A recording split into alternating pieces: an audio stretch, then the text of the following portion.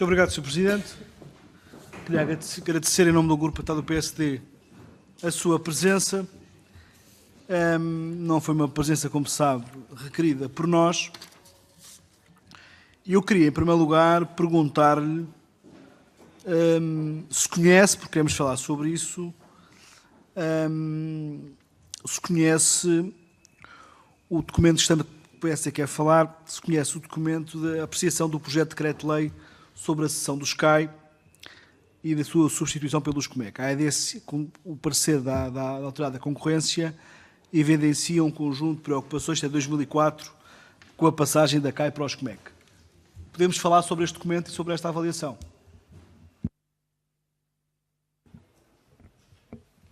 Eu creio que, na medida em que os presidentes da Autoridade da Concorrência anteriores, e em particular o professor Abel Mateus, já estiveram perante esta comissão de inquérito e já referiram precisamente aquilo que foi o papel da Autoridade da Concorrência nessa transição, e aliás, inclusivamente, o estudo que na altura foi solicitado à CEPA, precisamente sobre aquilo que seriam os riscos na transição do SCAI para os SCOMEC, eu não tenho propriamente algo a acrescentar. Mas eu precisava de uma resposta curta. Conhece o documento, conhece o relatório. Na avaliação que faz no seu mandato, teve que olhar para este relatório, porque a avaliação que faz, passado uns anos, tem a ver também com a preocupação que foi manifestada na altura pela Autoridade da Concorrência. É por esta questão que eu lhe coloco a questão, se conhece e se podemos falar sobre. Não tenho agora neste momento presente o relatório. Ok, mas eu recordo que, por exemplo, nesta altura, a Autoridade da Concorrência, em 2004, alertou para um conjunto de preocupações graves que esta passagem podia ocorrer.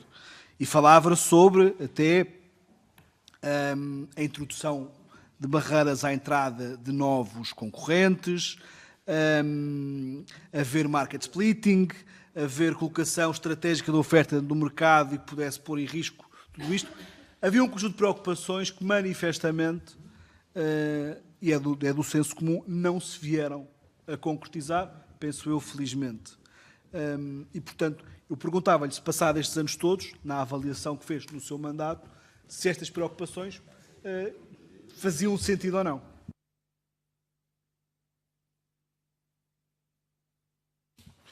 Não consigo, neste momento, dar-lhe uma resposta cabal a essa questão.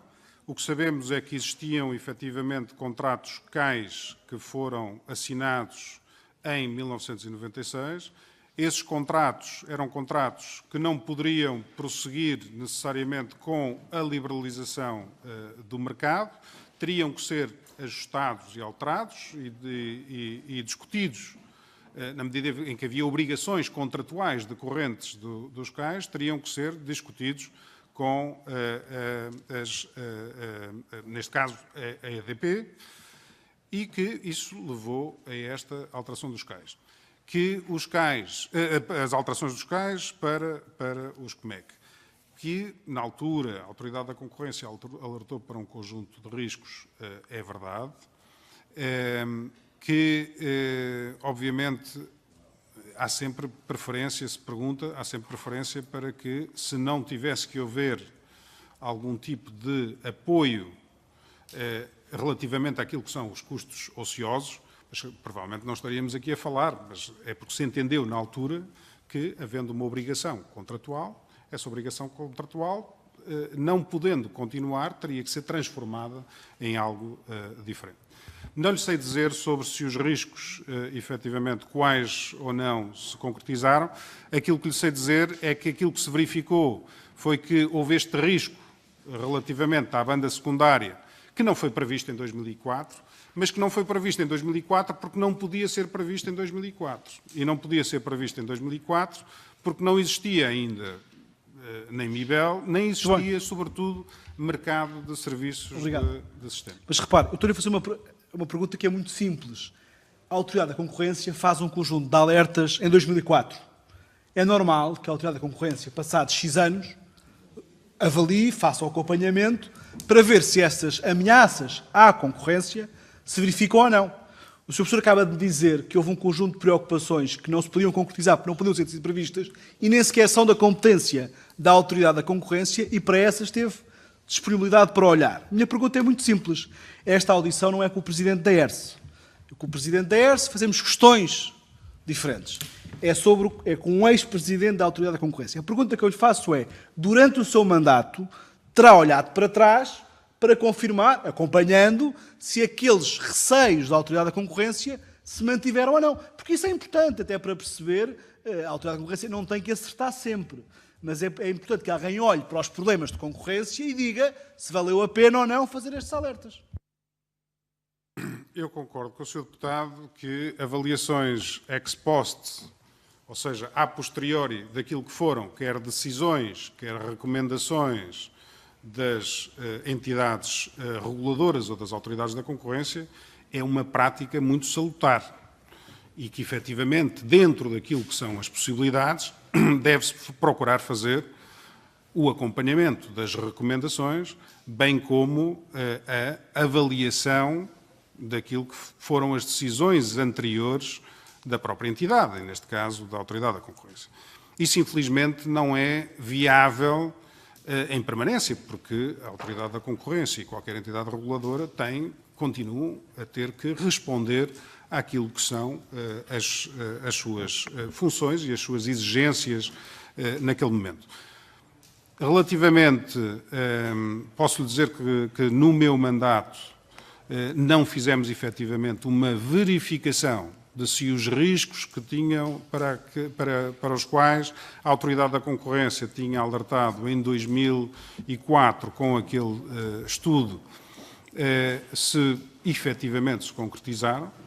Desconheço se essa análise terá sido feita pelos meus antecessores, bem como desconheço se essa análise estará em curso por parte de quem me sucedeu. Muito obrigado. Deixo-me dar-lhe a minha opinião. Essa é daquelas matérias que, como autoridade de regulação, que não é uma comissão de inquérito, uma comissão de inquérito faz uma análise a posteriori do que aconteceu, uma entidade reguladora tem como responsabilidade acompanhar o funcionamento do setor que regula. E, portanto, era normal, era suposto, que fizesse esse tipo de acompanhamento, que nós hoje sabemos qual é a conclusão, mas devo dizer que não é normal que não o tenha feito. Como também não é normal que depois tenha disponibilidade para se pronunciar sobre matérias que não são as da sua competência, mas são sim de competência da ERSE. E isso aconteceu. Neste caso em concreto, aconteceu. Mas deixe-me passar aqui para outro ponto e usando uma questão que tem sido central a esta Comissão, de alguma forma, que tem a ver com a relação com a DGCOM. O Sr. Professor é uma autoridade, salvo seja, na área da concorrência, com uma experiência importante nessa matéria e, portanto, ao longo da sua vida, deve ter interagido muito ou estudado muito a posição e a forma como a DGCOM atua. Acha que a DGCOM é facilmente influenciável? Pela experiência que tem de relacionamento com a DGCOM? A pergunta é se eu acho que a Comissão Europeia é facilmente influenciável. Não. Minha pergunta é se a DGCOM é facilmente influenciável, ou seja, que faz pareceres assim à medida do que um governo quer, ou se é uma autoridade dura, temida e que normalmente não é fácil de dobrar. Permita-me, antes de tentar responder a esta sua questão, dizer-lhe que a Autoridade da Concorrência não entrou por áreas que não eram as suas. E que, peço desculpa, mas não entrou por áreas que não eram as suas. O acompanhamento dos mercados é algo que é normal em qualquer Autoridade da Concorrência do mundo e que quer os estatutos da Autoridade da Concorrência, quer a lei da concorrência o permitem.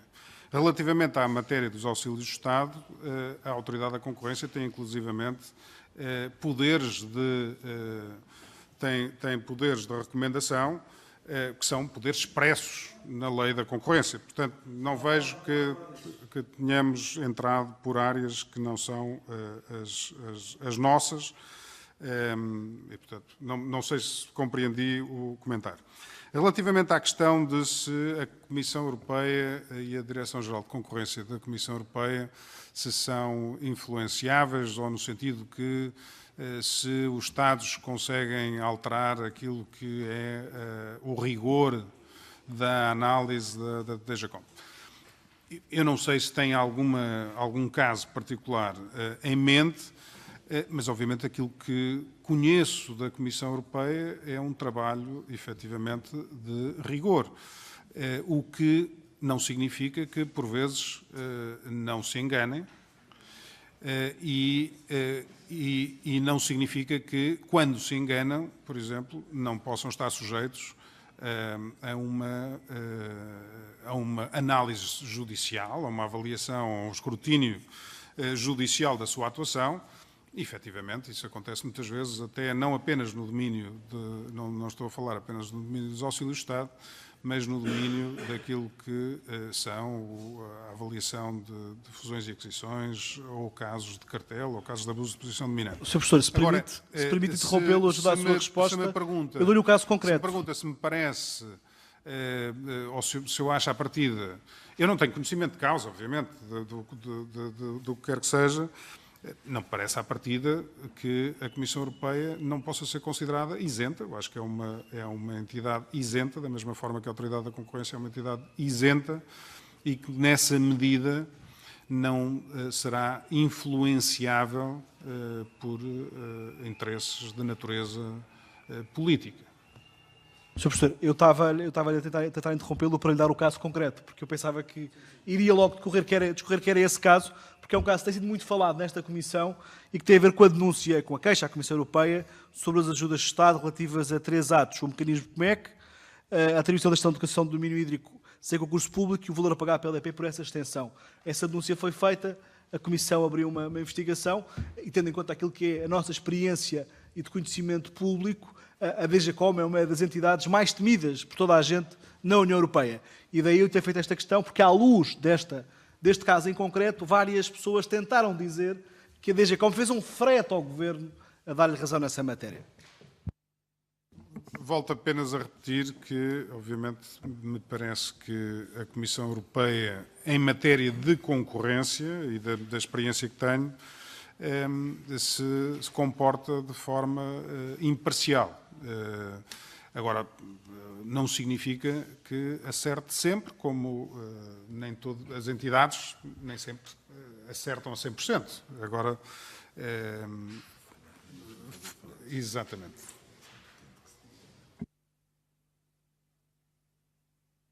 Sr. Professor, eu voltava aqui ao relatório que já foi citado. Agora, permita-me só dizer, não estou a dizer neste caso que falhou ou que não falhou. Portanto, não estou a tentar intuir ou deixar aqui a ideia que pode ter havido qualquer falha de análise.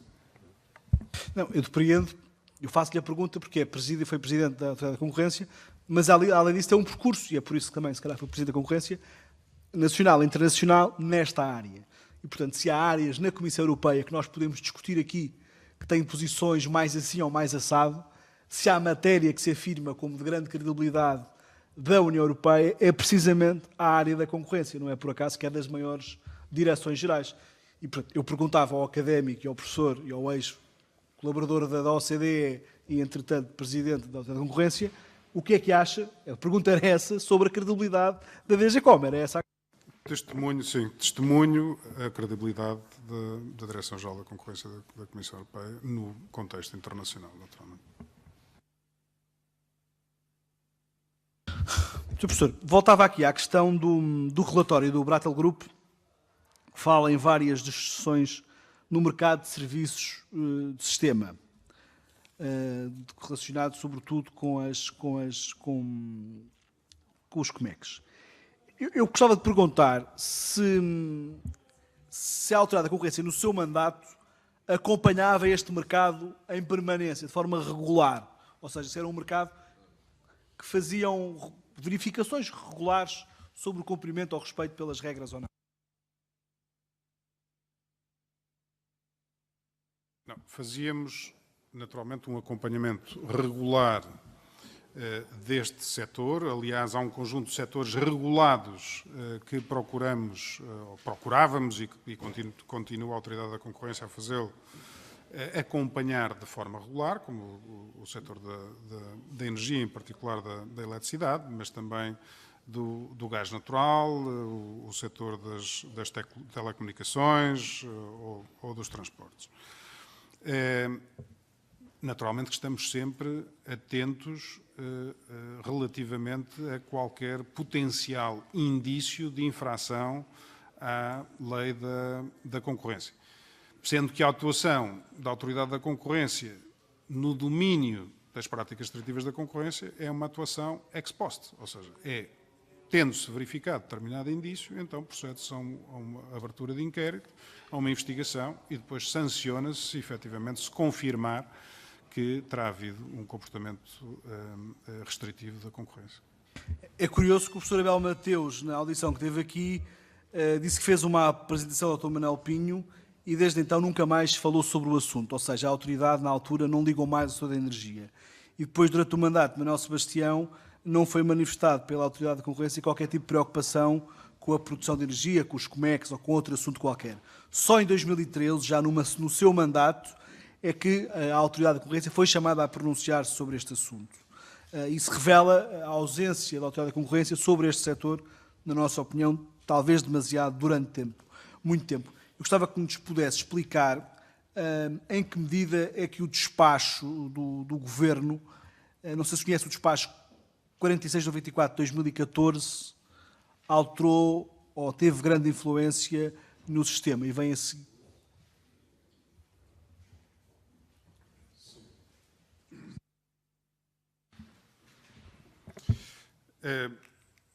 Permita-me dizer-lhe o seguinte, portanto,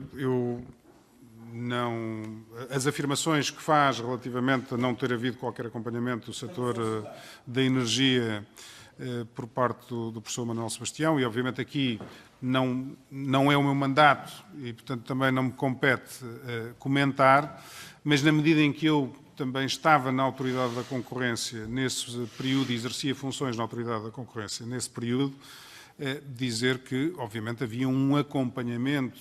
Não digo que fosse sobre uma questão específica A ou a questão específica B, mas havia um acompanhamento regular do setor e, obviamente, identificarão, se solicitarem esses elementos à Autoridade da Concorrência, um conjunto de pareceres que terão sido emitidos nessa altura.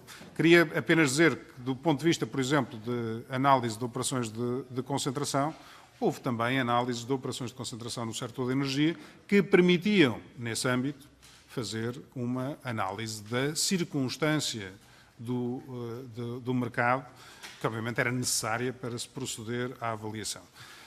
Portanto, apenas dizer isto, não quero obviamente estar aqui, não me vou substituir ao professor Manuel Sebastião naquilo que é o seu comentário relativamente à intervenção da Autoridade da Concorrência ou ao acompanhamento da Autoridade da Concorrência no setor energético durante o seu mandato.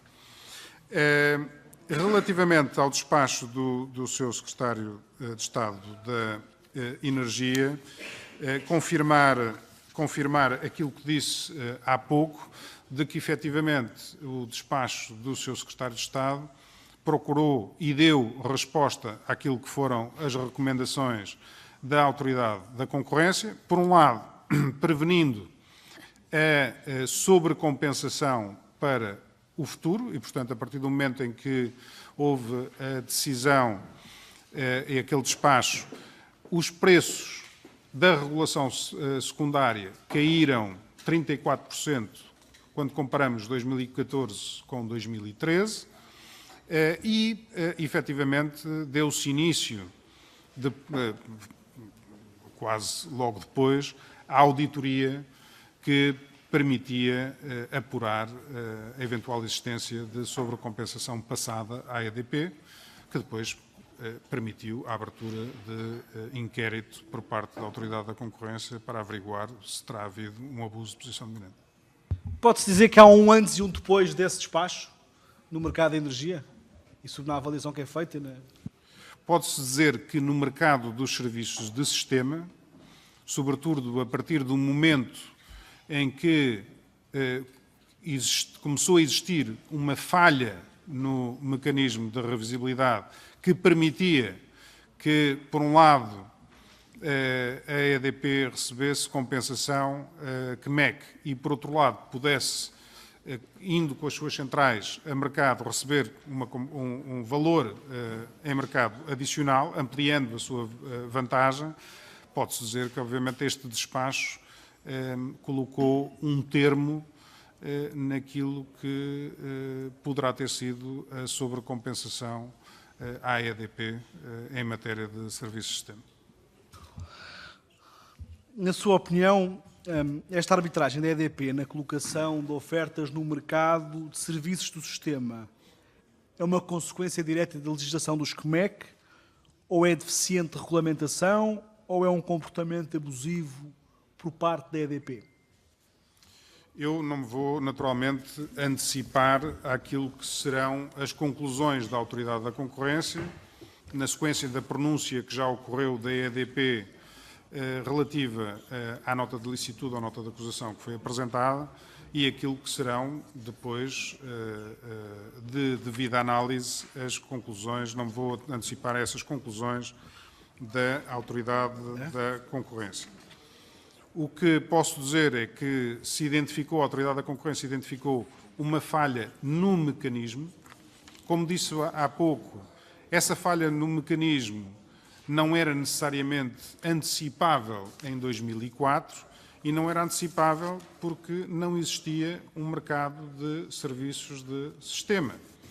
E não existia esse mercado de serviços de sistema porquê? Porque nos contrato CAI, no fundo, havia uma obrigação de fornecimento de serviços de sistema que não eram pagos e entendeu-se na altura que ia ser sempre assim, de alguma forma, o valor da compensação, aquela central recebia, quer participasse, quer não participasse, recebia aquela compensação e, portanto, não se esperava que houvesse a possibilidade de algum tipo de comportamento estratégico aqui. Aquilo que se verificou é que, efetivamente, pela auditoria, terá havido sobrecompensação passada, e já referi aqui os valores dessa potencial sobrecompensação, e, portanto, agora, relativamente à questão de se houve ou não houve comportamento estratégico, se a EDP terá abusado da sua posição dominante, subutilizando as centrais CMEC de forma a permitir a maior utilização e maiores receitas por parte das suas centrais em mercado, se isso configura ou não um abuso de posição dominante.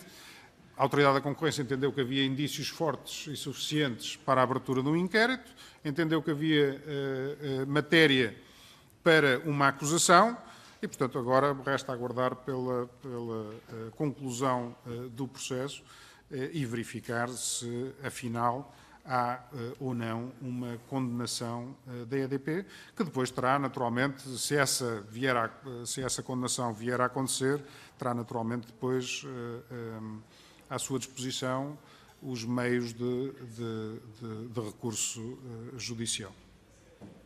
Sr. Professor, eu tenho tempo para mais duas perguntas rápidas e gostava de lhes colocar de seguida. A primeira é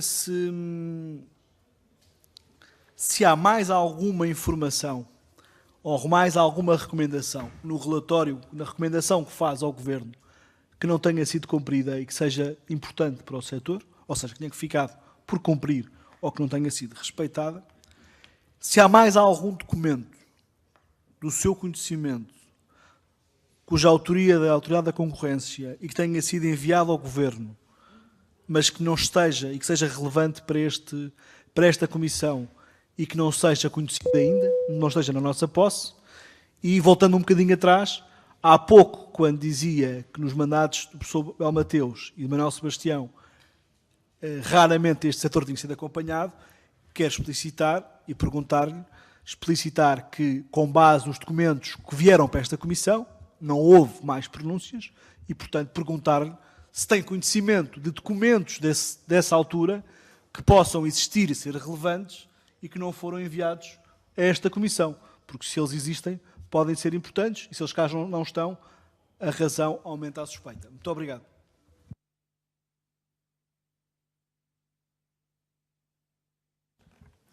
Obrigado.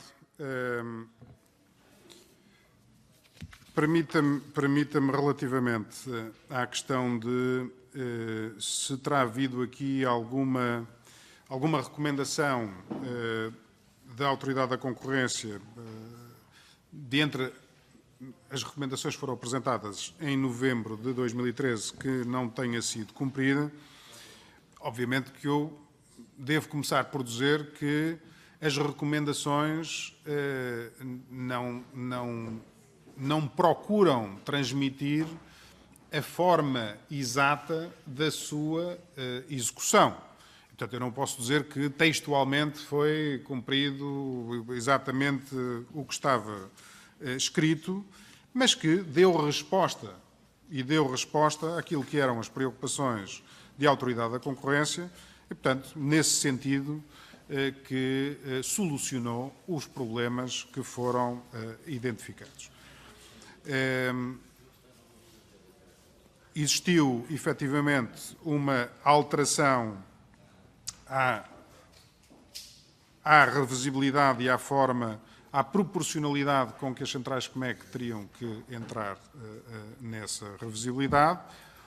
Definiu-se uma regra de preço máximo que limitou os potenciais aumentos de preços neste mercado e contratou-se a auditoria independente, que já fez os seus trabalhos.